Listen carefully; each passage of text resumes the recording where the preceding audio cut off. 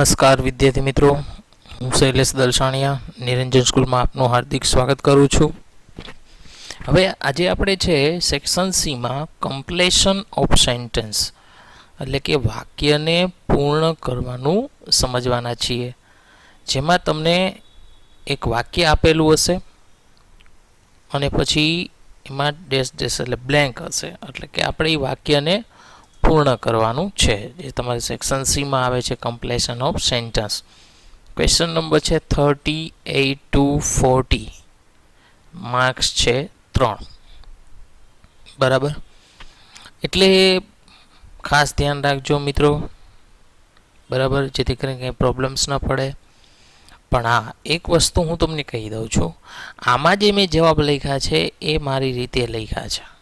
કારણ કે તમે કદાચ વ્રજમાં જોશો તો વ્રજમાં અલગ જવાબ હશે, આમાં અલગ જવાબ હશે, પણ તમે ગમે તે રીતે લખી શકો. આપણે તો જે કાઉન્સમાં જે છે, બરાબર, એ પ્રમાણે ચાલવાનું છે. બરાબર, વાક્ય ગમે એ હોય, પણ જે કાઉન્સમાં જે ફંક્શન છે, ફંક્શનનો ઉપયોગ થયેલો હોવો જોઈએ. તો જોઈએ છે એની સૂચના આ રીતે હશે: complete the sentence using the function given in the bracket. એટલે કે કાઉન્સમાં આપેલા ફંક્શનનો ઉપયોગ કરી વાક્ય બનાવો અથવા વાક્ય પૂર્ણ કરો. પેલું વાક્ય છે યસ્ટરડે મિસ્ટર જોશી, પછી બ્લેન્ક્સ છે, કાઉન્સમાં લખ્યું છે describing past event. Past event એટલે કોઈ પણ જે ભૂતકાળની જે ક્રિયા છે એને તમારે ડિસ્ક્રાઇબ કરવાની છે, વર્ણન કરવાનું છે. બરાબર, મેં તમને કીધું હતું કે જ્યારે ડિસ્ક્રાઇબિંગ પાસ્ટ ઇવેન્ટ આવે ત્યારે એ વાક્ય સાદા ભૂતકાળનું જ હોય છે અથવા ચાલુ ભૂતકાળનું હોય છે. તો જો અહીંયા મેં એ જ રીતે જવાબ લખ્યો છે કે yesterday mister Joshi came to our house, કે ગઈકાલે મિસ્ટર જોશી અમારા ઘરે આવ્યા હતા. તો પાસ્ટ ઇવેન્ટ થઈ ગયું. જો કમ ન મૂકી શકો, કમ એ સાદો વર્તમાન થઈ જાય. એની જગ્યાએ મેં શું મૂક્યું છે? કેમ, કે આવ્યા હતા, તો થઈ ગયો સાદો ભૂતકાળ, પાસ્ટ ઇવેન્ટ્સ.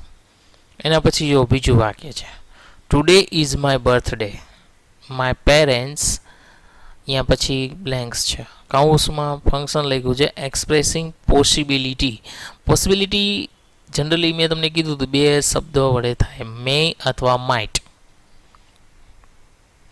અહીંયા મેં મેનો ઉપયોગ કરીને વાક્ય બનાવેલું છે. જો today is my birthday, my parents May give gift to me.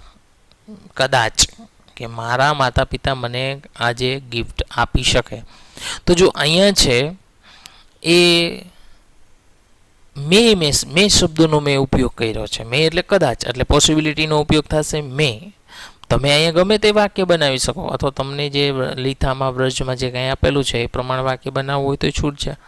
બરાબર, એના પછીનું સેન્ટેન્સ છે ત્રીજું, Smith is an honest boy. કે સ્મિથ છે એક પ્રામાણિક છોકરો છે. હી નેવર, જો અહીં મેં વાક્ય બનાવ્યું, અહીં કાઉન્સમાં છે expressing frequency of manner. Frequency of manner એટલે નેવર એવરનો ઉપયોગ થાય, એમાં નેવરનો ઉપયોગ કર્યો. હી નેવર ચીટ્સ અધર્સ, તે બીજાને ક્યારેય છેતરતો નથી. He never ચીટ્સ others. તો જો અહીંયા મેં નેવરનો ઉપયોગ કરીને છે સેન્ટેન્સ છે બનાવેલું છે. બરાબર, પછી ચોથું વાક્ય છે વાવ, કાઉન્સમાં લખ્યું એક્સપ્રેસિંગ ઇમોશન. તમારે લાગણી છે દર્શાવવાની. વાવ, આઈ એમ સો હેપી ટુડે, આજે હું ખૂબ જ ખુશ છું. ખુશ એક પ્રકારનું ઇમોશન્સ છે, આનંદ એક પ્રકારનું ઇમોશન્સ છે. તો અહીં મેં એ પ્રમાણે લખ્યું છે. તમે બીજું ગમે તે ઇમોશન્સ છે દર્શાવી શકો, અથવા આ પણ ચાલે. ત્યાર પછી પાંચમું સેન્ટેન્સ છે મૈત્રી ઇઝ એઝ. અહીં જો કમ્પેરિંગ થિંગ્સ છે, કમ્પેરિંગ થિંગ્સ. હવે કમ્પેરિંગ થિંગ્સ છે એટલે આપણે કમ્પેર કરવાની છે, પણ અહીંયા કમ્પેરિંગ પર્સન આવી શકે કમ્પેરિંગ થિંગની જગ્યાએ. કે Maitri is as tall as Shweta. મેં પોઝિટિવ ડિગ્રીનો ઉપયોગ કરીને વાક્ય બનાવ્યું છે. એઝનો ઉપયોગ કરીને વાક્ય બનાવ્યું છે કે Maitri is as tall as Shweta. Maitri છે શ્વેતા જેટલી જ ઊંચી છે. બરાબર, મૈત્રી છે શ્વેતા જેટલી જ ઊંચી છે. એ રીતે પણ તમે વાક્ય બનાવી શકો. છઠ્ઠું, મધર આસ્ક્ડ મી. અહીં જો રિપોર્ટિંગ ઇવેન્ટ છે એટલે તમારે ડાયરેક્ટ ઇનડાયરેક્ટ જેવું સેન્ટેન્સ થશે કે mother asked me why I was upset, કે હું શા માટે દુઃખી હતી એમ, કે મારા મમ્મીએ પૂછ્યું મને કે મને શા માટે દુઃખી હતી. તો અહીંયા છે રિપોર્ટિંગ્સ જેવું સેન્ટેન્સ છે, એટલે કે ઇનડાયરેક્ટ સ્પીચ જેવું સેન્ટેન્સ બને. એના પછી સાતમું છે વુડ યુ. અહીંયા જો મેકિંગ રિક્વેસ્ટ એટલે would you like some tea. આ એક વાક્યને ગોખી મારો તો ગોખી શકો તો ગોખી મારો, બરાબર. પણ આવું સેન્ટેન્સ ઘણીવાર પૂછાયેલું છે કે would you like some tea, would you like some sugar, would you like some water, આવા બધા સેન્ટેન્સ આવતા હોય. આઠમું છે હાઉ મેની એપલ્સ. આ જો આસ્કિંગ અબાઉટ નંબર, નંબર કેના વડે પૂછાય હંમેશા? હાઉ મેની વડે જ પૂછાશે.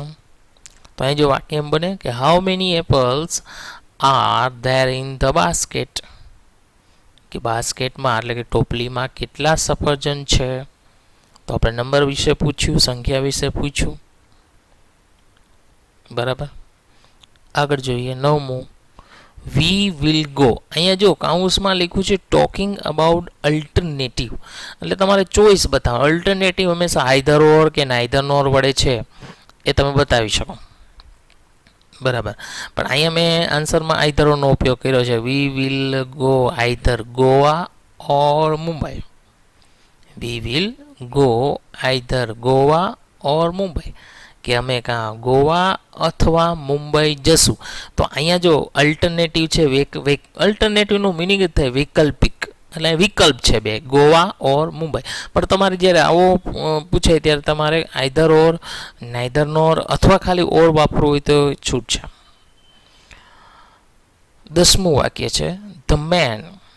એ કાઉન્સમાં લખ્યું છે ડિસ્ક્રાઇબિંગ પર્સન, એટલે તમારે વ્યક્તિને દર્શાવવાનું. વ્યક્તિ હંમેશા વુ વડે દર્શાવાય, આ એક યાદ રાખજો. વ્યક્તિને દર્શાવવો છે તો કેના વડે દર્શાવી શકશો તમે? વુ વડે. The man who is very smart and handsome, કે મેન માણસ કે જે ખૂબ જ હોશિયાર અને હેન્ડસમ એટલે દેખાવડો છે. તો આ રીતે તમને પરીક્ષામાં પૂછાઈ શકે, પૂછાશે જ, બરાબર. એટલે આ લખી જ નાખજો તમારી બુકમાં. મેં જે આન્સર લખ્યા છે ને એ થોડાક સરળ પણ છે, એટલે તમને સરળતાથી લખી શકશો તમે એને.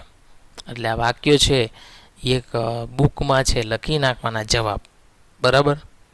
તો મિત્રો અહીંયા સુધી રાખીએ છીએ. આશા છે કે તમને સમજાણું હશે.